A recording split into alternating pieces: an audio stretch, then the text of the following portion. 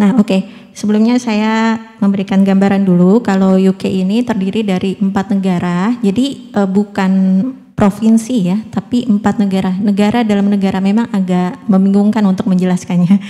Kalau Indonesia kan banyak nih provinsinya, tapi UK ini ada negara di dalam negara lagi, dan itu ada 4. Selain dari London itu ada Wales, ada Scotland, dan ada Irlandia ya, tapi Irlandia dibagi 2 juga, nggak semua Irlandia itu masuk ke UK.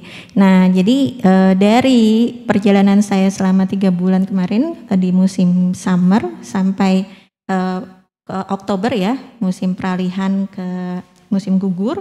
Nah, itu saya hanya mengunjungi 3 negara di UK, London, Scotland, dan Wales. Jadi Irlandia itu cukup jauh dan membutuhkan. Memang sih sebenarnya jaraknya jauh-jauh ya, London itu jauh-jauh, dari London ke Scotland itu aja butuh waktu sekitar kurang lebih, kalau ya tergantung pilihannya, kalau mau naik bis, naik kereta atau pesawat, tapi itu masih ya kurang lebih seharian lah. Nah oke, kita masuk ke berhubung program acara INSIS ini adalah namanya Insaf ya, jadi kita masuk ke Insaf dulu. Menginsafi diri kita, merenungi apa sih makna rihla itu apa, dan kenapa rihla itu diperintahkan oleh Allah Subhanahu Wa Taala ya. Teman-teman pasti udah tahu semua ya, ada ayat khusus yang Allah Subhanahu Wa Taala turunkan untuk umat, untuk hambanya gitu ya, melaksanakan perintah rihla. Nah, jadi rihla itu kebutuhan primer atau sekunder. Nah, ini pertanyaan yang menarik. Mungkin ada yang ingin menjawab sebelum saya jelaskan. Rihla itu kebutuhan primer atau sekunder sih? Atau Mbak Tias mungkin ada yang mau diutarakan? Rihla itu menurut saya sekunder, tergantung urgensi sih Mbak. Kalau kita niatnya ingin mempelajari peradaban Islam, ya sifatnya menjadi primer, gitu. Tergantung niat kalau menurut Mbak Tias. Ya oke.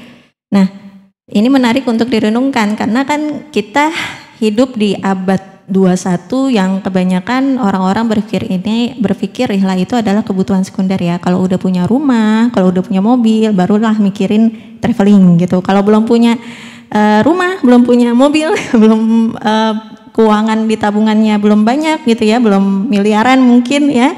Nah itu kayaknya mikirin untuk traveling kayak ke Eropa gitu kayaknya nggak mungkin gitu ya. Nah ini menjadi perenungan buat kita sebenarnya. Di abad 21 ini kan dengan perkembangan pemikiran kapitalis gitu ya, kita selalu berpikir dan dibawa paradigma kita dengan khususnya influencer ya, influencer ataupun orang-orang yang biasa traveling ke Eropa itu biasanya menunjukkan hal-hal yang hedon gitu ya, hal-hal yang hedon. Nah, jadi kesannya traveling itu ya buang-buang uang, betul gak sih? Betul kan, buang-buang uang aja. Jadi buat apaan sih kalau seorang muslim yang dia berpikirnya lebih saklek, dia akan berpikir ngapain traveling ke Eropa cuman buang-buang duit nggak ada gunanya gitu.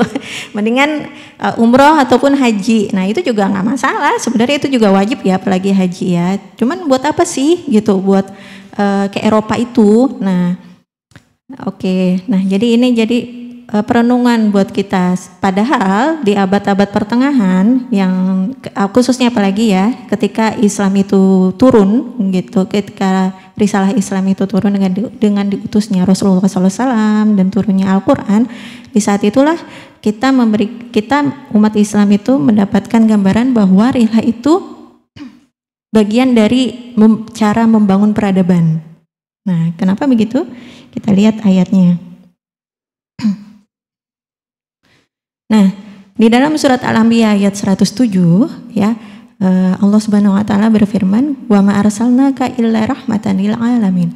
Kami tidak mengutus engkau Nabi Muhammad kecuali sebagai rahmat bagi seluruh alam.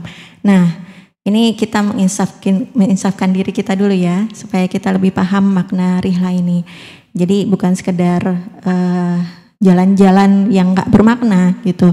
Nah, jadi ayat ini menariknya turun di Mekah, ya, turun di Mekah, dan para sahabat otomatis masih dalam keadaan disiksa, ya, tubuhnya, mereka banyak penyiksaan dan banyak tawaran untuk murtad gitu ya. Tiba-tiba Allah Subhanahu wa taala menurunkan surat Al-Anbiya ini. Nah, surat ini menjadi salah satu cambuk ya, cambuk dan kabar gembira juga satu sisi ya untuk para sahabat, bahwa ternyata Islam ini dijanjikan akan menjadi agama yang tersebar ke seluruh dunia. Gitu. Ya kan, kami tidak mengutus engkau kecuali sebagai rahmat bagi seluruh alam. Nah, itu kan Rasulullah SAW, para sahabat berpikir, oh ternyata Islam ini yang mereka anut agamanya, amanah yang mereka bebankan di pundak mereka gitu ya, yang mereka pahami tidak hanya disebarkan di lingkungan Mekah, di lingkungan Arab. Dengan ayat ini mereka paham bahwa Islam itu harus disebarkan ke seluruh dunia. Bayangkan ya, wah, orang Mekah, manusia gurun pasir yang nggak pernah terfikirkan untuk bisa mengalahkan negara adidaya saat itu, tiba-tiba mereka itu dikasih pikiran yang luar biasa dari Allah Subhanahu wa taala, dikasih stimulus untuk memikirkan yang lebih besar dibandingkan memikirkan hanya sekedar Mekah, dibandingkan hanya sekedar memikirkan Arab. Mereka dengan kondisi lagi disiksa harus diajak berpikir bahwa mereka menyebarkan Islam ke seluruh dunia. Nah, jadi satu sisi ada beban tanggung jawab dari ayat ini, tapi satu sisi lagi ada kabar bahagia. Ternyata agama yang mereka anut ini suatu hari nanti akan tersebar ke seluruh dunia. Masya Allah. Nah, kalau kayak gini artinya rihlah itu apa? Kalau ada ayat seperti ini artinya rihlah itu apa? Kebutuhannya primer, ya kan, primer. Nah, jadi ya memang betul tergantung niatnya. Kalau misalkan orangnya menjadikan rihlah itu buat rihlah itu memang dari bahasa Arab ya, tidak bisa diartikan buat hiburan sih sebenarnya, traveling yang ala-ala hiburan yang maksiat gitu nggak bisa gitu. Itu bahasanya beda lagi, bukan kata rihlah. Nah, jadi rihlah ini menjadi kebutuhan primer untuk umat Islam. Umat Islam memiliki tanggung jawab untuk menyebarkan risalah Islam ini ke seluruh dunia, sehingga makanya Allah Subhanahu wa taala menariknya ya di ayat-ayat berikutnya nih, kita gali. Ini saya baca dari tafsir ya, dan dari hasil berguru. Nah, saya juga ilmunya masih terbatas. Nanti insya Allah ditambahkan oleh guru kita Ustadz Hendri di akhir acara biasanya, insya Allah. Nah, jadi sebenarnya ada 9 ayat penjelajah gitu, perintah Allah Subhanahu wa taala untuk umat Islam itu menjelajah. Nah, dari 9 ayat itu ternyata 7 ayat lebih bukan lebih banyak lagi ya, memang semuanya dari 7 ayat itu lebih membahas tentang perintah menjelajah untuk membangun peradaban gitu. Nah, 2 ayat yang lainnya itu perintah menjelajah untuk mencari rizki. Nah, jadi Masya Allah, ini dari 7 ayat ini semuanya kalian bisa cek ya nanti di Al-Quran masing-masing. Semuanya perintah untuk merenungi peradaban masa lalu, apa saja yang membuat mereka bisa akhirnya menjadi orang peradaban yang ini ya, peradaban yang akhirnya runtuh gitu ya. Nah, menariknya Allah Subhanahu wa taala ini khusus di surat Al-Imran ayat 17, Allah menyatakan dengan perintah menjelajah merenungi peradaban masa lalu itu kita diminta oleh Allah Subhanahu wa taala untuk merenungi sunnah-sunnahnya Allah gitu, sunnah-sunnahnya Allah yang sebelum kita ada di dunia. Karena itulah berjalan kamu di bumi gitu. Nah, begitu perintah Allah Subhanahu wa taala. Nah, ini perintah ini dalam artian Walaupun di dalam fikihnya saya belum menemukan di dalam tafsir, dengan keterbatasan ilmu saya tidak menemukan. Kalau biasanya kata perintah itu kan ada hukum fikihnya, hukum syariatnya.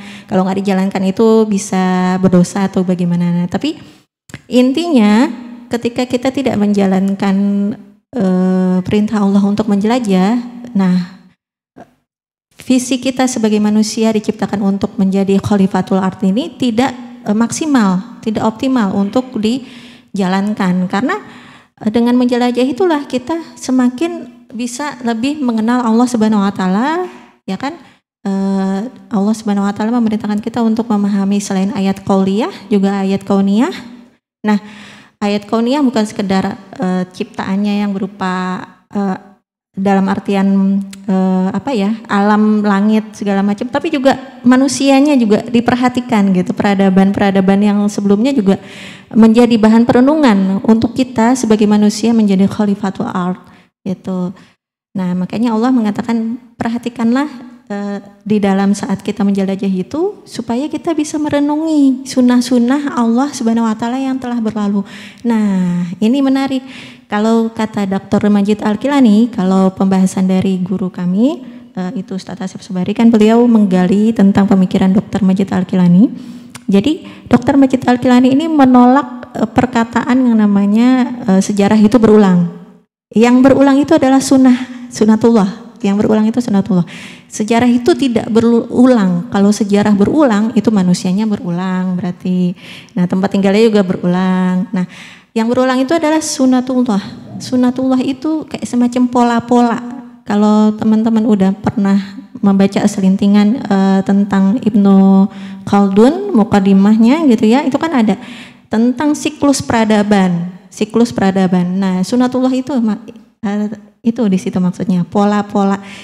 Kalau kita sederhananya kan ada senang, ada sedih, ya kan? Nah, di dalam membangun peradaban itu juga ada pola-polanya, ada siklus peradabannya. Peradaban manusia itu seperti bumi yang berputar, ya. Bumi ini kan berputar, ada pagi, ada malam. Nah, begitu juga peradaban itu akan berputar. Dan Allah Subhanahu wa taala sudah menetapkan sunnahnya bahwa akan ada peralihan peradaban. Walaupun peradaban itu tidak menyembah Allah Subhanahu wa taala, tapi itulah maha keadilannya Allah gitu ya.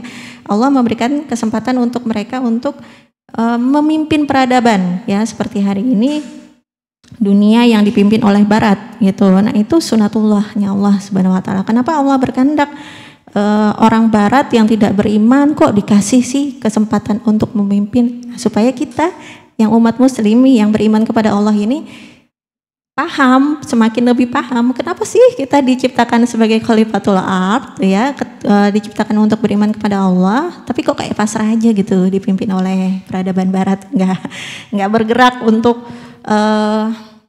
menandingi dan segala macam gitu. Nah, jadi pola-pola ini yang diminta oleh Allah Subhanahu wa taala kita untuk menggalinya. Nah, kalau siklus peradaban dalam polanya Dr. Majid Al-Kilani itu ada keadaan umat yang sehat, sakit ataupun mati. Nah, tapi ini matinya itu bukan dalam artian manusia itu kayak manusia gitu yang nggak bakalan bangkit lagi. Nah, kalau peradaban yang mati itu kalau udah mati dia bisa bangkit lagi. Kalau dalam pemikiran Dr. Majid Al-Kilani, kalian bisa baca di bukunya Al-Ummah Al-Muslimah. Nah, oke, selanjutnya. Nah, ini yang menarik. Ketika Allah Subhanahu wa taala telah memerintahkan hambanya untuk menjelajah, ternyata Allah Subhanahu wa taala udah menyiapkan sarananya gitu. Kemudahan-kemudahannya. Nah, kemudahannya itu apa? Bumi ini sudah diciptakan jinak oleh Allah gitu. Jinak tanda kutip ya. Jinak tanda kutip. An-Nahl ayat 12 sampai 18. Jadi dari malam dan siang, matahari dan bulan, bintang-bintang semuanya tunduk ya. Semuanya tunduk kepada manusia dan tanda kutip untuk atas perintahnya Allah gitu ya, atas perintahnya Allah. Mereka tuh mau kayak bumi gitu ya diinjek-injek sama kita, ataupun gunung dieksplor sama kita gitu ya. Kok mau gitu ya? Kalau manusia kan kayaknya disuruh sedikit gitu, banyak bantahannya ya kan. Terus kita eksplor lautan, mereka gelombangnya tenang, mau gitu ya, damai sama kita. Padahal kita bukan, ya seringnya manusia itu suka lupa gitu sama Allah Subhanahu wa taala, sering bermaksiat, tapi ya kita lihatlah sekeliling kita hari ini, nggak ada gempa, ya kan, kita tenang di sini gitu, nggak ada yang namanya guncangan. Nah, inilah salah satu nikmat dari Allah Subhanahu wa taala yang membuat bumi itu jinak, sehingga sebenarnya nggak ada alasan untuk mengatakan kenapa sih belum menjelajah? Ya duitnya dari mana gitu. Biasanya kan gitu kan. Kenapa belum menjelajah, belum melakukan rihla? Ya duitnya dari mana? Nah, itu kalau masih menanyakan duitnya dari mana. Nah, balik lagi ke surat An-Nahl ayat 12-18. Nah, ayat ini meyakinkan kita, membuat kita bertambah keyakinan, keimanan kita pada Allah Subhanahu wa taala, bahwa semuanya sudah dijamin lah gitu oleh Allah gitu. Semua sudah dijamin, tidak ada kesulitan. Ya kalau tadi mbak-mbaknya ada yang udah pernah ke Eropa, pasti kan melihat ya, di sana ada burung, ada banyak binatang, mereka nggak kelaparan gitu kan ya, mereka tetap dapat rezeki dari Allah Subhanahu wa taala ya, sejauh negara, walaupun mereka mungkin ya binatang-binatang itu ada yang dibawa dari negara mana atau memang mereka asalnya dari situ, nah tetap ada rezekinya dari Allah Subhanahu wa taala. Jadi inilah yang membuat kenapa rihla itu selain Allah perintahkan, Allah juga sudah memberikan jaminan sarana gitu. Jadi kitanya jangan merasa kayaknya nggak mungkin deh. Nah, jadi saya pribadi sebenarnya kalau kadang ada orang yang berpikir saya itu orang dari kelahiran keluarga yang mampu gitu ya, untuk yang maksudnya yang kaya banget gitu ya, untuk bisa traveling ke Eropa gitu ya. Kalau zaman sekarang kan mikirnya gitu ya. Teman saya ada yang komentar gitu soalnya. Nah, saya pribadi sebenarnya ya, kalau yang teman-teman udah pernah baca e-book saya yang traveling bagian dari Proof Peradaban, di situ saya tuliskan gitu. Saya itu sebenarnya tertarik awal mulanya menjelajah itu karena dari waktu kecil itu suka diajak sama almarhum ayah saya ke toko buku dan melihat globe ya. Itu langsung menarik aja di kepala saya gitu, di pikiran saya. Kok bisa ya dunia kayak gini gitu ya, Masya Allah. Itu waktu SD, itu jadi pikirannya tuh karena SD ilmunya masih terbatas, jadi kok dunia Masya Allah bisa seperti ini ya, pengen deh keliling. Nah, pengen beli globe-nya aja nggak mampu waktu itu, beneran. Sampai akhirnya waktu SMP belajar geografi sama guru, diajarkan peta-peta dunia. Nah, itu makin tertarik, mampirlah ke toko buku. Tapi waktu itu cuman mampu dengan uang jajan sendiri yang dikumpulkan, baru mampunya itu beli peta kertas selembaran gitu ya. Itu juga peta Indonesia, bukan peta dunia. Jadi baru segitu gitu. Dan di kepala saya itu cuman, Masya Allah, dunia Allah ciptakan luar biasa ya gitu ya. Nah, semakin saya menggali ayat Allah Subhanahu wa taala, saya ikutan kajian, saya baca-baca tentang makna tafakur, di saat itulah saya semakin berpikir saya mau menjelajah gitu. Nah, waktu saya berpikir itu saya nggak pernah terpikirkan duitnya dari mana, enggak. Udah prasangka baik aja sama Allah, saya mau menjelajah, nanti rezekinya Allah yang kasih gitu. Jadi nggak pernah mikir gimana ya nanti kalau banyak urusan, nanti kalau kerja di kantor gimana ya, kalau ini gimana ya, kalau itu, nggak pernah mikirin itu. Cuman mikir saya mau menjelajah, udah. Masya Allah. Nah, oke, jadi dengan insafnya kita gitu ya, dengan ayat-ayat tadi menyadarkan kita bahwa rihla itu adalah lifestyle-nya seorang muslim gitu. Nah, jadi sebagai seorang muslim otomatis gaya hidup kita lifestyle ya. Nah, jadi selain lifestyle-nya itu adalah datang kajian ya, lifestyle-nya seorang muslim itu adalah rihla gitu. Jadi dalam seumur hidup kalian, nah coba ditanamkan, diazamkan nih nanti waktu pulang, di list tuh negara-negara mana yang mau didatangi selain Mekah ya, di list. Kalau misalkan masih bingung apa cara planningnya ke negara ini tahun berapa, ke negara itu tahun berapa, nggak apa-apa, tulis aja pokoknya negaranya dulu gitu. Insya Allah terwujud, amin. Nah, jadi tujuannya ya tadi dikembalikan lagi untuk menambah keimanan kita, bahwa rihlah, tujuan rihlah itu untuk menambah keyakinan kita pada Allah Subhanahu wa taala. Oke. Selanjutnya, kenapa ke UK? Kenapa sih saya tertarik ke UK ataupun ke Eropa gitu? Sebenarnya tahun 2016 itu saya sudah keliling ke Eropa Barat. Ke Eropa Barat, tapi itu cuma sebulan. Ke UK ini lebih menarik buat saya pribadi karena sampai 3 bulan. Perjalanan saya sampai 3 bulan dan benar-benar ngeblend, tanda kutip ya, ngeblend sama masyarakatnya, ya, ngeblend sama warlock warga lokal, ya, yang ada di sana, dan jadi bisa merasakan perbandingan antar satu negara dengan negara yang lain, ya, walaupun waktu pertama kali yang saya rasakan ya ketika tiba di UK sama sih sebenarnya waktu ketika saya tiba ke Eropa Barat dulu juga yang saya rasakan satu gitu ketika saya turun dari pesawat itu adalah rasa kasihan sama orang-orang Eropanya, ya, mereka nggak merasakan nikmatnya iman gitu, ya, sedih sih.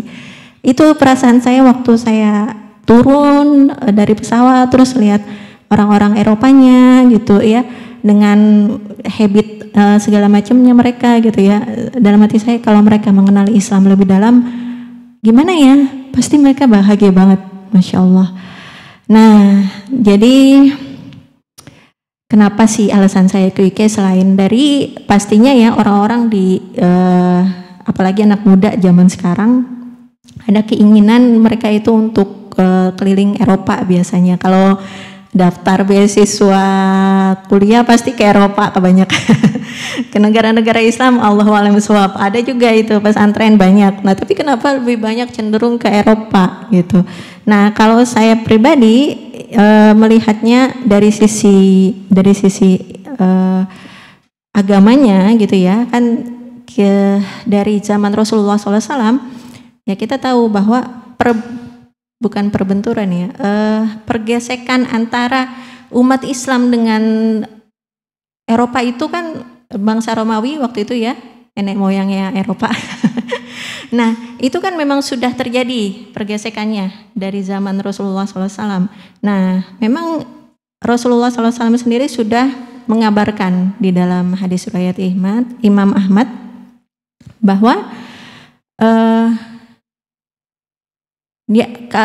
umat Islam itu hanya 1 atau 2 kali saja berbenturan dengan Persia. Setelah itu Persia akan habis. Nah, tapi umat Islam akan terus melawan, akan terus berhadapan dengan bangsa Romawi. Nah, sampai Rasulullah katakan bahwa bangsa yang paling kuat melawanmu adalah bangsa Romawi. Mereka baru akan hancur. Nah, ini sampai bilang mereka baru akan hancur hingga hari kiamat tiba. Nah, jadi kayak musuh nyata ya. Kayak musuh nyata yang abadi gitu. Bahwa umat Islam itu pasti akan selalu berhadapan dengan peradaban dengan orang-orang Eropa gitu. Nah, jadi itu udah sunatullah gitu. Mau kita munculkan teori baru misalnya, oh sekarang Cina lagi maju gitu ya dengan perdagangannya, kayaknya yang akan menggantikan Eropa memimpin dunia itu adalah Cina. Nah, kalau menurut analisa guru-guru kami itu disebutkan bahwa kalau Cina itu ya hanya sekedar perdagangan gitu, nggak sampai pemikiran. Kalau Eropa kan sampai dengan umat Islam ya itu perbenturannya sangat luar biasa itu karena perang pemikirannya yang kuat gitu, pemikirannya yang ditanamkan gitu. Nah, kalau misalkan selalu berbenturan umat Islam dengan bangsa Romawi, artinya bahkan sampai kiamat gitu ya, artinya gimana dong? Kalau dalam pikiran teman-teman gimana? Pasti mikirnya, oh kita nggak pernah bakalan damai dong sama Eropa berarti. Ya udahlah gitu, udah takdir. Gitu nggak mikirnya? Nah, ini ada di buku MKUI, Model Kebangkitan Umat Islam. Teman-teman bisa gali ini lebih dalam tafsirnya. Dr. Majid Al-Kilani mendalami tafsirnya di situ menjelaskan ya, karena memang ini harus dibahas secara kontemporer ya, karena sebenarnya kalau secara hadis pasti udah ada tafsirnya. Cuman secara kontemporer menarik diangkat oleh Dr. Majid Al-Kilani di buku itu.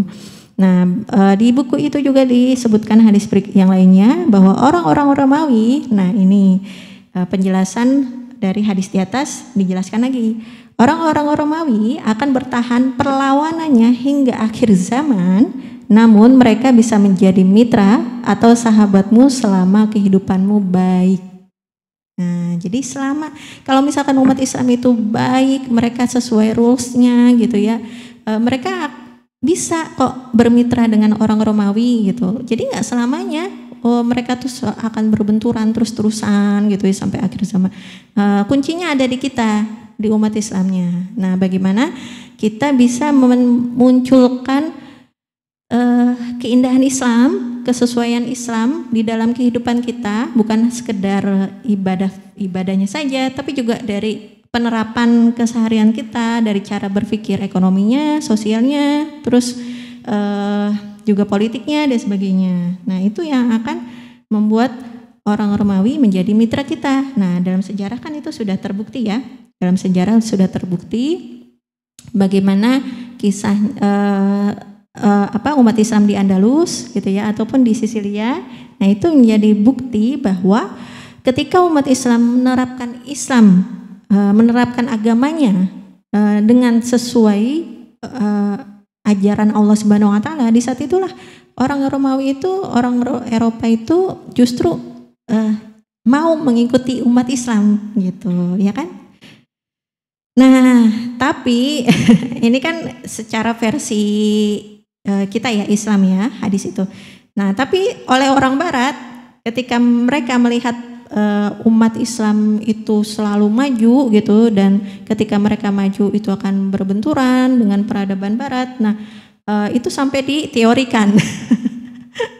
Nah, ini berbeda cara pandang ya. Kalau tadi kan cara pandang Islam, ini cara pandang yang Barat. Ya, sampai Samuel Huntington ini menuliskan dalam buku The Clash of Civilization. Nah, sebenarnya benar gak sih ada perbenturan dalam peradaban gitu. Nah, dalam buku ini kan sampai ada yang pernah baca gak bukunya?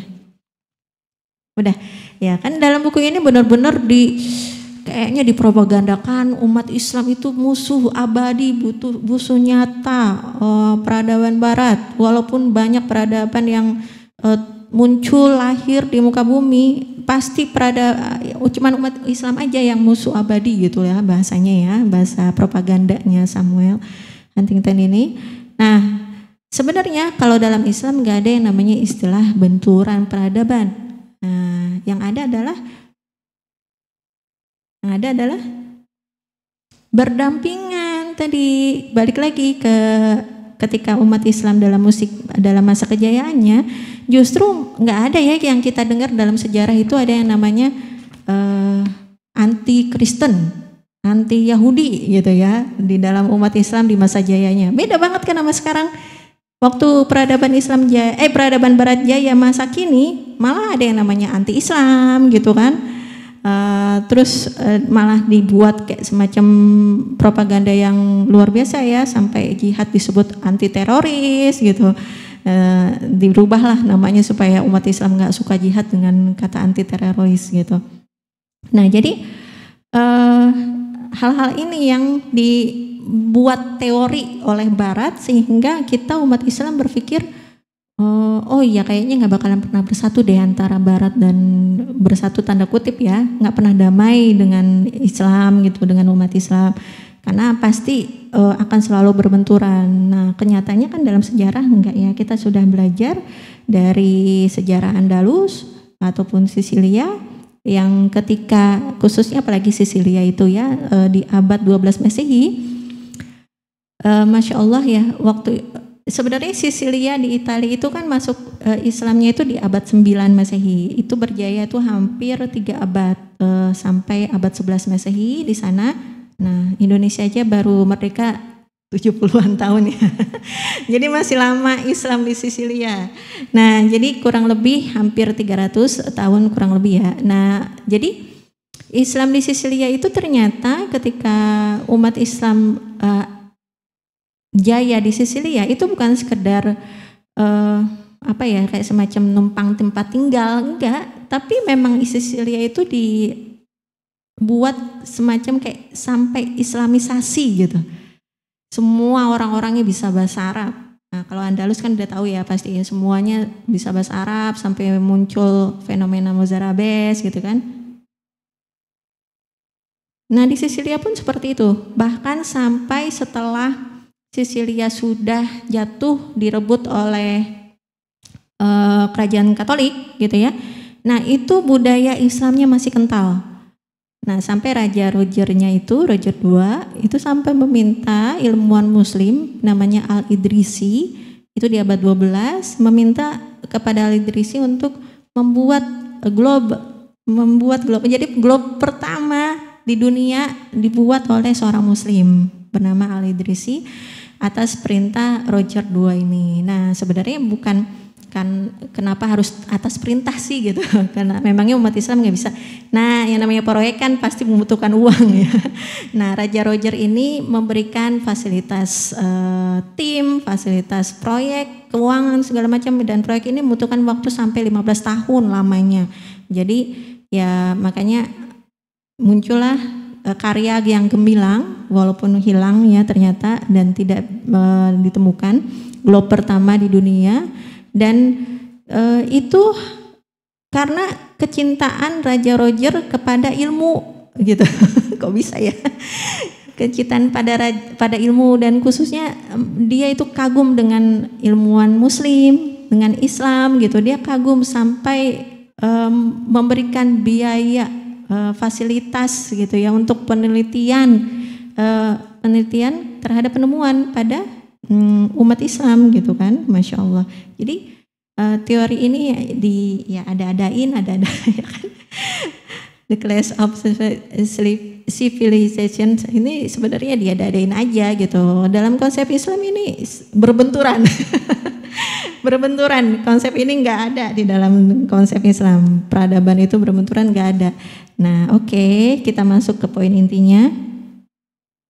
Nah, kapan sih pertama kali Islam itu masuk ke Inggris? Nah, ini yang menarik. Pernah nggak teman-teman terfikirkan kenapa sih dari semua negara di dunia umat Islam itu nggak pernah melakukan futuhat ke Inggris? Pernah nggak terfikirkan? Ya, sebenarnya karena memang salah satunya adalah selain faktor geografis ya, itu kan di ujung ya, Inggris itu kan posisinya di ujung. Nah, tapi memang konsep Islam ketika melakukan futuhat itu ada di dalam surat Al-Fat ayat 1, Inna fatahna laka fatham mubina. Nah, di situ kan jadi rujukan, jadi pegangan. Sesungguhnya kami telah memberikan kabar kemenangan yang nyata untukmu. Nah, jadi ini ayat yang turun ketika kabar yang nyata itu dalam artian Rasulullah SAW nanti akan diberikan kabar oleh Allah akan melakukan futuhat ke Mekah, akan berhasil melakukan futuhat ke Mekah. Nah, kenapa sih Mekah sampai diangkat khusus oleh Allah Subhanahu Wa Taala di dalam Al-Quran ini? Nah, jadi ini jadi ya ayat Al-Quran itu bukan kitab teknis ya, jadi lebih ke petunjuk gitu, lebih ke petunjuk. Nah, futuh ini menjadi pegangan untuk umat Islam, kata futuh ini. Jadi lebih berfokus kepada kota, ibu kota ya, ibu kota Mekah. Itu kan Ummul Qura ya, Allah Subhanahu Wa Taala sampai memberikan istilah khusus buat Mekah, itu adalah Ummul Qura. Nah, jadi ibu kota itu ketika ibu kota itu dibebaskan oleh Islam, otomatis tanda kutip ya, anak-anaknya ikutin dong. Betul kan? Nah, makanya Rasulullah SAW ketika pasukan Islam, umat Islam sudah dalam keadaan tenang setelah peristiwa Hudaybiyah, nah beliau sudah mulai fokus untuk memikirkan bagaimana melakukan futuhat ke Mekah gitu. Jadi beliau itu enggak memikirkan lagi bagaimana menjinakkan tanda kutip ya wilayah-wilayah yang belum Islam. Walaupun ada pergerakan-pergerakan di masa itu, tapi itu karena perlawanan duluan dari mereka gitu. Nah, jadi ketika melakukan futuhat itu, otomatis semuanya masuk Islam, ya kan? Nah, begitu juga dengan di masa Khulafaur Rasyidin.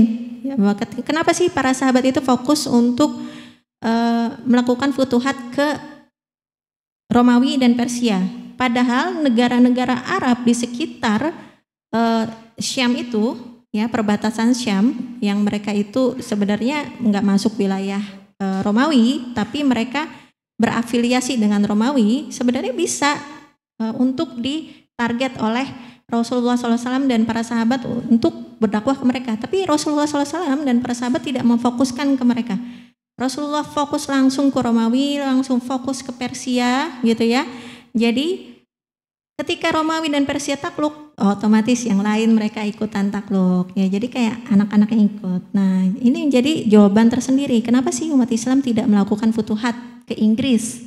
Nah, karena sekali lagi Inggris itu lokasinya agak jauh gitu ya, secara geografis. Nah, bahkan sejak Khulafaur Rasyidin, Utsman bin Affan, itu mereka itu umat Islam sudah fokus untuk menaklukkan Konstantinopel. Kenapa kok bisa? Memang nggak ada riwayatnya umat Islam, pasukan Islam di masa Utsman bin Affan itu sudah masuk sampai ke Konstantinopel. Memang nggak ada. Cuman pasukan Utsman bin Affan itu sudah berhasil bertempur ke wilayah Sisilia dan ujung Spanyol. Walaupun belum menang, walaupun belum melakukan futuhat gitu ya. Dan waktu itu yang menarik adalah Utsman bin Affan mengatakan kepada umat Islam, ya, pada pasukannya, Konstantinopel hanya akan dapat ditaklukkan dari arah laut. Dan jika kalian dapat menaklukkan semenanjung Iberia atau Andalus, niscaya kalian akan mendapatkan pahala yang sama dengan mereka yang menaklukkan Konstantinopel di akhir zaman. Masya Allah, ini menarik sekali loh. Menarik sekali. Jadi umat Islam sejak masa Khulafaur Rasyidin itu setelah menaklukkan Romawi dan Persia, mereka udah fokus memikirkan bagaimana menaklukkan Konstantinopel. Ya, jadi masuknya itu melalui barat, melalui Andalus. Jadi pergerakannya itu dari situ. Nah, karena fokusnya mau ke Konstantinopel lewat Italia gitu ya. Nah, dan sempat sampai di abad 18 itu berhasil oleh bukan berhasil juga sih sebenarnya, Abdurrahman Al-Ghafiqi, pergerakan membebaskan Prancis Selatan sampai ke Tours gitu, yang melawan Charles Martel itu, walaupun nggak berhasil. Nah, sampai situ aja. Nah, makanya karena umat Islam fokus sekali dengan Konstantinopel, apalagi ada hadisnya gitu ya, dan otomatis juga ketika sudah menaklukkan ibu kota dunia itu saat itu kan Konstantinopel, ya pasti berpikirnya negara-negara yang jauh seperti Inggris itu ya tanda kutip akan takluk duluan gitu dengan umat Islam. Makanya begitu menariknya ya hikmahnya dari ayat yang tadi. Nah, sebenarnya ya dari pergerakan itu, dari umat Islam berada di Andalus, terus umat Islam ada di Turki gitu ya, itu pasti ada hubungan dengan Inggris. Nah, teman-teman bisa baca di sini ya. Nah, seperti kisahnya Petrus Alfonsi. Nah, memang sebelum ini ada saya baca juga di buku surat dari kerajaan Inggris kepada Andalus. Cuman pas dicek itu suratnya dari mana ke mana, darinya itu enggak terlalu jelas, kemananya itu ke Sultan Hisham III Andalus. Cuman banyak data-data yang ada yang menulis dari dari Raja George, ada yang menulis dari King Knut gitu ya. Nah, itu meragukan karena Hisham III itu enggak semasa hidupnya dengan raja-raja tadi gitu. Nah, jadi karena itu suratnya agak meragukan ya. Suratnya intinya minta diizinkan utusan mereka dari kerajaan Inggris itu untuk belajar di Andalus gitu. Nah, memang sih sebenarnya saat itu raja-raja di Eropa itu sering memberikan surat itu kepada Andalus. Cuman surat dari Inggris ini perlu diteliti lagi lebih lanjut. Nah, itu suratnya tertulis di abad 11. Nah, Petrus Alfonsi ini dia adalah keturunan Yahudi Andalus gitu. Dia lahir di Andalus dan dia belajar di Cordoba. Nah, dia ini di Yahudi tapi akhirnya dia masuk Kristen gitu. Dia masuk Kristen. Nah, di masa-masa ini di abad 11 ini itu kan sudah mulai terjadi pergolakan ya di Andalus antara perebutan wilayah kekuasaan Taifah ya. Nah, terus juga ada kerajaan Katolik juga yang menggempur. Nah, tapi Cordoba ini masih di tangan umat Islam. Nah, sampai abad 13. Nah, jadi universitas itu masih berjalan sehingga masih banyak yang belajar di Cordoba. Jadi nggak diragukan sih sebenarnya kalau Petrus ini belajar di Cordoba, apalagi dia kelahiran Andalus, karena ada cerita yang lain kayak semacam Paus Sylvester II yang dari Prancis belajar juga di Cordoba. Nah, dia di abad 10 Masehi, terus setelah belajar dia balik ke Prancis, ke biaranya di Reims. Nah, dia mengajarkan bahasa Arab di situ ya, bahasa Arab pertama yang diajarkan di Eropa ya oleh Paus Sylvester II. Waktu itu dia masih pendeta gelarnya, belum jadi paus. Nah, oke. Nah, si Petrus ini dia datang ke Inggris.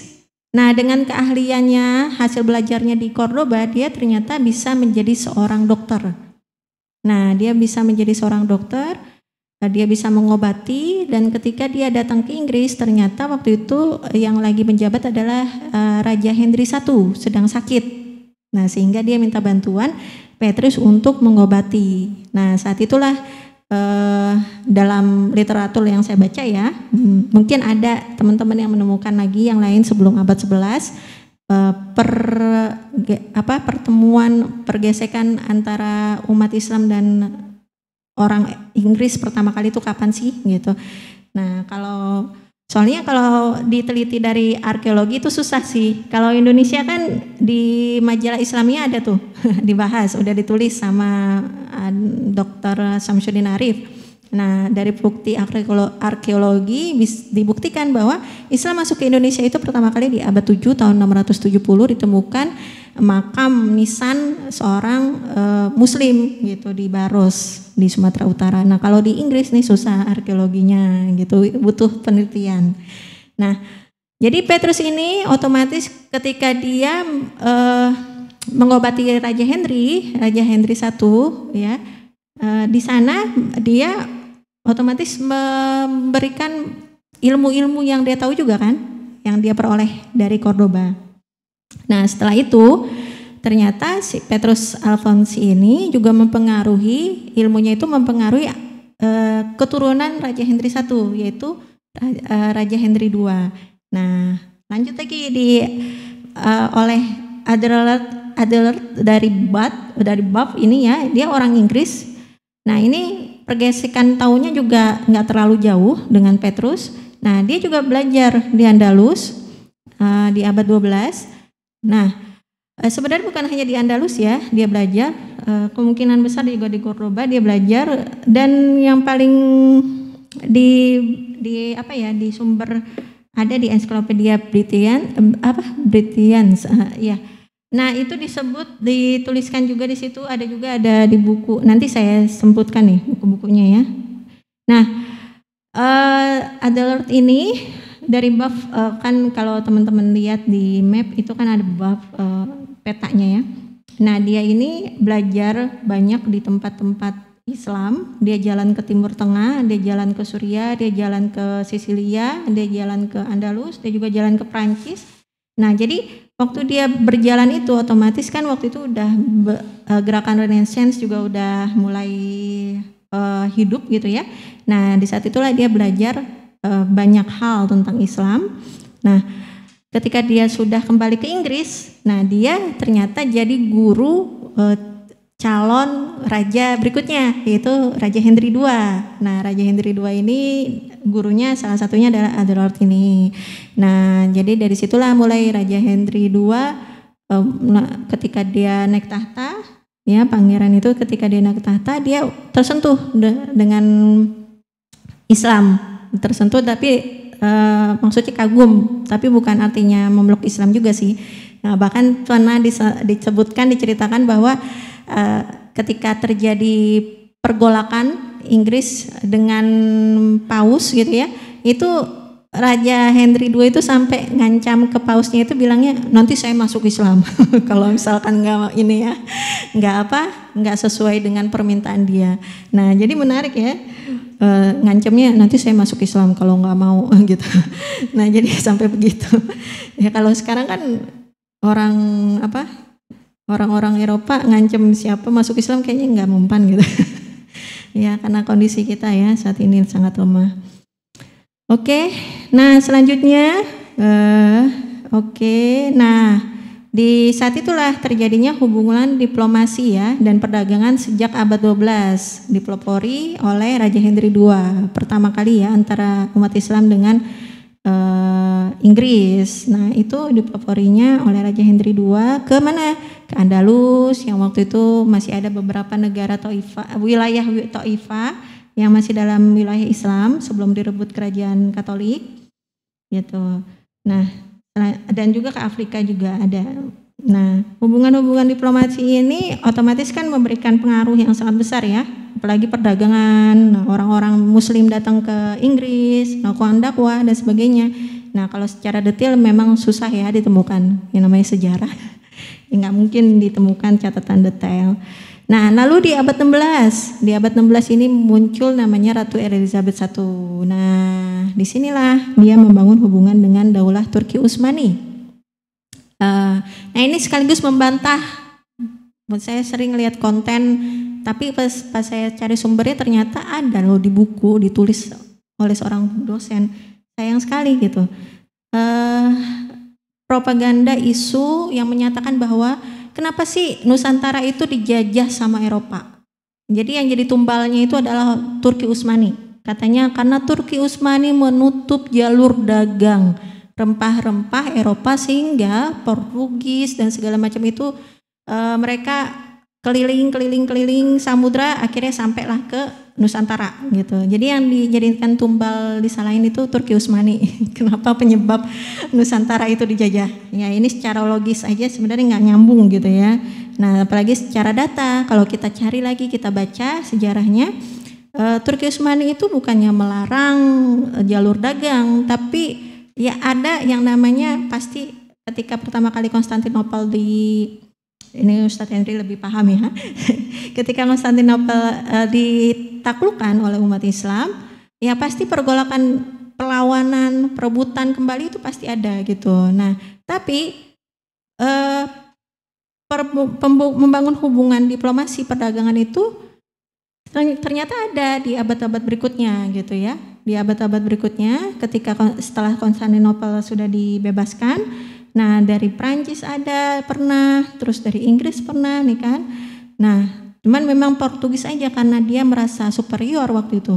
Portugis itu sangat superior dan dia merasa bisa melawan Turki Utsmani gitu dengan segala penemuan yang mereka dapatkan gitu ya, fasilitas yang mereka punya yang sebenarnya itu ada peninggalan umat Islam di Andalus ya, fasilitas navigasi, kapal, sampai pelayar-pelayar Muslim, terus peta yang akhirnya bisa membuat mereka tiba ke Nusantara. Ya tanpa itu mereka nggak akan bisa sebenarnya. Kalau dipikir-pikir pakai logik, kalau mereka memang bisa, kenapa nggak dari dulu gitu? Kenapa sebelum Konstantinopel, sebelum jatuh ke wilayah Islam gitu ya? Kenapa sebelum itu mereka orang-orang Barat nggak langsung gitu ya datang ke Nusantara gitu ya? Karena dapat harga yang lebih murah misalnya, enggak kan? Nah jadi kalau nggak ada fasilitas itu ya nggak mungkin lah orang Portugis itu bisa nyampe ke Nusantara gitu. Apalagi ilmu navigasi saat itu kan sulit, makanya Inggris baru bisa keliling-keliling menjajah itu juga lama. Setelah Portugis udah keliling, Belanda juga gitu. Setelah Belanda udah keliling dan mereka juga dapat ilmunya juga hasil tanda kutip intel-intel gitu, nyolong-nyolong lihat petanya Portugis tuh, terus ilmu navigasinya kayak gimana gitu. Jadi waktu itu memang karena Portugis memiliki akses ilmu, peninggalan ilmu dari Muslim Andalus lah. Jadi dia bisa menjelajah. Nah ini ya, other world of dari Bob. Nah ini sampai digambarkan kayak dia Muslim ya, menarik ya. Padahal dia itu kan Kristen gitu. Nah dia ceritanya dia lagi ngajar. Nah budaya Muslim waktu itu seperti itu. Jadi kemana-mana sampai di pakaiannya pun ke Arab-Araban gitu ya, Masya Allah. Nah ini dia sumber-sumbernya, teman-teman bisa baca, bisa cari di Amazon ya, sumber-sumber yang saya ceritakan tadi. Kalau tentang sirah, sejarah Islam itu pasti ada di buku Khulafaur Rasyidin, Sirah Nabawiyah. Nah sekarang Islam di UK, bagaimanakah Islam masa kini gitu ya? Islam masa kini disebarkan di UK bagaimana?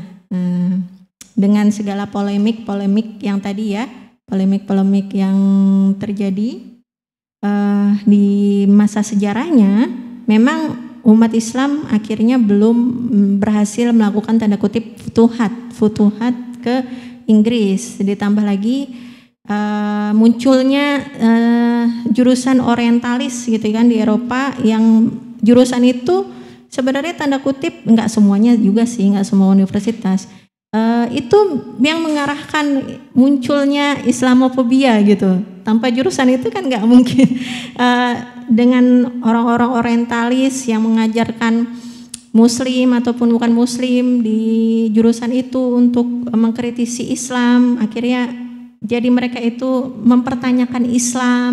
Nah muncullah Islamofobia dari sana dan keluarlah tulisan-tulisan kritikan terhadap Islam dari orientalis berupa majalah, berupa ya pokoknya alat-alat yang lain lah saat itu, yang media yang lain saat itu yang disebarkan untuk menanamkan kebencian terhadap Islam. Jadi di saat sebelum abad 17 dituliskan ya, di buku itu tadi sebelum abad 17 orang Inggris itu nggak tahu yang namanya Islam. Mereka tuh nggak tahu ada Muslim, nggak tahu istilah Islam, nggak tahu. Mereka tuh cuma tahu ada yang namanya Moor itu sebutan Muslim Andalus, Muslim Afrika, Moor. Mereka juga cuma tahu yang namanya Turk, orang Turki gitu ya. Jadi Islam itu kayak sekat-sekat gitu ya mereka tuh. Mereka nggak mikir global Islam, ternyata Islam itu global gitu. Mereka baru tahu setelah abad 17 Masehi. Ternyata Islam itu yang tadi yang mereka sebut Moor, sebut Turk itu satu kesatuan dalam agama Islam. Nah, Islam di UK disebarkan oleh imigran Muslim. Ini menarik karena kita tahu bahwa Inggris ini kan menjajah negara sampai muncul istilah apa ya? Tidak matahari tidak pernah tenggelam di Britania Raya ya, sampai muncul kayak gitu. Karena mau pagi ke kiri, mau malam ke kanan gitu ya, matahari selalu muncul gitu di wilayah jajahannya dia. Nah, termasuk waktu itu Pakistan, Bangladesh, Malaysia. Nah, itu kan mereka dijajah ya, India dan segala macam itu dijajah oleh Inggris, banyak ya sebenarnya banyak. Cuman kenapa jadi yang dominan itu Muslim yang menyebarkan Islam di Inggris itu adalah Pakistan, Bangladesh, karena mereka memang jumlah penduduknya banyak. Terus juga sebelum masa kemerdekaan orang-orang Pakistan, Bangladesh ini yang Muslimnya memang sudah melakukan yang namanya tanda kutip minta izin kayak semacam kuliah gitu ya, kuliah di Inggris gitu. Orang-orang sarjananya, orang-orang yang pintarnya gitu ya, yang beradanya itu mereka sudah kuliah di Inggris sebelum masa kemerdekaan. Nah, ketika merdeka itu kan lanjutlah perang dunia ya kan, perang dunia. Nah, saat itu Inggris mendapatkan kayak semacam banyak kerugian, banyak orang-orang yang meninggal, terus juga orang-orang pintarnya juga banyak yang meninggal. Akhirnya mereka membutuhkan orang-orang yang mampu di bidangnya untuk membangun kembali Inggris. Nah mereka akhirnya merekrutlah orang-orang yang pernah mereka jajah gitu untuk ke Inggris. Nah, terus seperti Pakistan, Bangladesh ini. Nah, jadi saya itu waktu di sana berapa kali bertemu, berkenalan gitu, baik di musola, di masjid, di stasiun gitu ya. Saya memiliki pengalaman menjelajah waktu 3 bulan itu banyak metode gitu ya. Kadang naik mobil saudara, kadang juga saya mobil, kadang naik bis, naik kereta. Pokoknya semua saya pakai gitu cara-cara itu, dan itu nikmat ya. Jadi buat kita ngeblend, ngerasain langsung gitu interaksi dengan masyarakat lokalnya. Nah di saat itu saya tanya-tanya, saya suka tanya aja gitu, dari mana segala macam. Nah kebanyakan yang saya ajak ngobrol itu mereka dari Pakistan, dari Bangladesh, dan mereka bilang itu mereka masih muda-muda sih, dan aksesnya jauh dari universitas ketika saya ketemu sama mereka. Jadi mereka itu jawab, mereka itu setelah menjelaskan dari negara, mereka bilang orang tuanya atau nenek kakeknya udah lama tinggal di Inggris, jadi mereka itu lahir di situ gitu ya, Masya Allah. Jadi pengalaman itu yang menarik sih buat saya. Betapa Muslim imigran yang bertahan di Inggris ini yang membuat kalau teman-teman mau searching gitu ya di Google Map, tulis aja masjid di Inggris itu, kalau enggak di masjid di London lah, itu bukan 10-20 lebih banyak banget Masya Allah. Dan ya pasti ya kita nggak bisa menafikan ini buah dari dakwah para Muslim imigran gitu ya. Nah mereka juga bukan hanya sekedar membangun masjid, tapi mereka juga bangun usaha seperti bertumbuhnya restoran halal. Kalau teman-teman mau ke sana itu gampang banget nyari restoran halal, gampang banget dan nggak susah gitu. Kalau mau ke supermarketnya pun gitu ya, itu walaupun nggak semua itu ada memang supermarket yang menyediakan makanan halal gitu ya, khusus daging halal segala macam. Jadi nggak benar-benar nggak susah. Kalaupun nggak dapat, ada yang namanya makanan vegan. Makanan vegan itu vegetarian gitu. Nah jadi bukan daging sih, kayak semacam sayur atau apa, buah itu diolah kayak semacam bentuk daging gitu, padahal bukan daging. Nah jadi ini memudahkan buat kita untuk menjelajah Eropa seperti itu. Kalau waktu 2016 saya ke Eropa Barat sih belum terlalu banyak ya. Kalau di Inggris karena memang baru kemarin, perkembangannya Masya Allah. Nah selanjutnya juga ada komunitas Muslim yang berdakwah di sana. Terus juga sekolah khusus Muslim walaupun nggak banyak ya. Termasuk pengajian untuk anak-anak. Nah pengajian untuk anak-anak nih kayak gini nih. Nah ini karena saya nggak bisa ambil full gambarnya ya. Nah ini biasanya komunitas pengajian anak gitu ya, itu yang mengelola adalah Muslim Pakistan biasanya. Nah Muslim Pakistan memang sangat aktif untuk berdakwah di sana. Nah tuh kayak ini masjid di Scotland.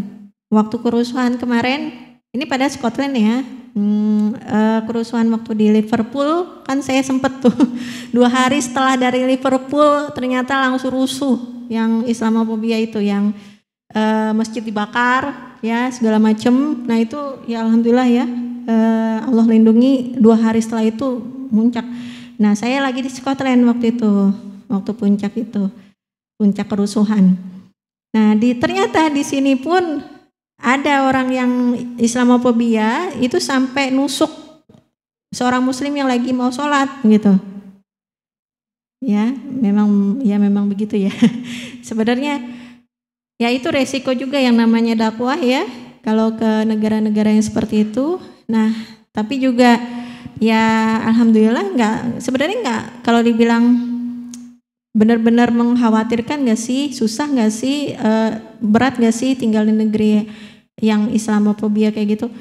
Itu turun naik aja, situasi seperti itu nggak selalu muncul, turun naik aja.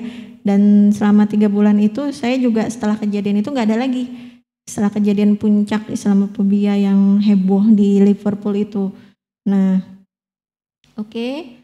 Nah food truck, nah ini jadi mereka itu makanan-makanan restoran halal yang mereka bangun gitu ya dari muslim imigran mereka usahakan itu juga jadi kesukaan warlock di sana gitu. Jadi orang-orang sana juga jadi suka sama makanan muslim, mereka juga tahu oh halal gitu ya. Ya, mereka ngerti yang namanya halal dan enggak gitu. Kenapa penting halal dan enggak? Mereka secara nggak langsung didakwahi dengan cara konsep makanan restoran. Nah, ini masjid sebenarnya bukan masjid pertama sih. Ini masjid yang kedua yang berdiri pertama kali di Inggris. Namanya Masjid Shah Jahan di Woking, Inggris. Nah, ini dibangun oleh orang India ya. Nah, jadi imigran ini sangat Masya Allah luar biasa dakwahnya ya. Kalau kita kan di Nusantara sendiri masuk Islam itu bukan melalui peperangan ya kan, melalui imigran, para pedagang yang datang gitu atau ulama-ulama yang memang sengaja datang berdakwah gitu. Nah, seperti itu juga di Inggris sebenarnya. Nah ini saya pernah ikut kajian ini nih di Glasgow waktu tanggal 23 Agustus. Nah, Mufti Meng waktu saya ikut di Glasgow itu di Scotland. Glasgow itu di Scotland.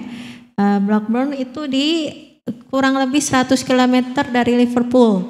Nah ini sebenarnya yang menarik kenapa saya tampilkan karena 22 Agustus di Blackburn itu cukup ramai, bukan cukup lagi ya, sangat ramai. Kalian bisa lihat di Instagramnya Like Upon ya, yang Mufti Meng itu kajiannya gimana ramainya luar biasa waktu itu. Nah padahal itu waktunya nggak lama dari kejadian kerusuhan Islamofobia. Ya, ini menarik. Walaupun yang datang di kajian Mufti Meng ini bahkan sampai berdiri-berdiri gitu ya kalau saya ya. Itu sampai berdiri-berdiri sampai nggak ada dapat tempat duduk karena sampai 300-an orang gitu ya yang datang. Walaupun memang kebanyakan yang datang imigran, ada juga warlocknya yang datang gitu. Ya, Masya Allah. Banyak muncul komunitas-komunitas muslim, terus juga mahasiswa-mahasiswa muslim yang di sana juga menghidupkan komunitas-komunitas muslim.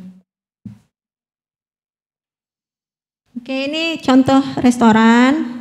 Nah, ini restoran India. Restorannya enak banget. Ya, jadi semua jenis makanan saking multikulturalnya UK ya, apalagi di London ya. Semua berbagai negara gitu buka usaha restoran. Jadi kayak wisata kuliner versi dunia. Menarik sih, Masya Allah. Menarik banget. Nah ini pengaruh Arab. Ini gambarnya belum selesai tadi. Pengaruh Arab di Inggris. Kenapa Arab? Nah ini yang menarik.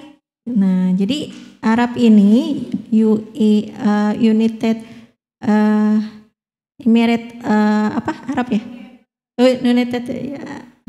Nah jadi dari Arab ini mereka itu kayak semacam apa ya? Tanam investasi gitu ya. Ada juga ya dari MBS ya. Ya. Oke. Nah ini pengaruh yang luar biasa dari sini. Sedikit saya tambahkan dikit ya. Ini membuat Islamofobia itu merendah tingkatnya karena investasi orang Arab untuk perusahaan di Inggris. Udah begitu aja dari saya cukup. Insya Allah kita lanjutkan lagi ke sesi tanya jawab selanjutnya ke Mbak Tias.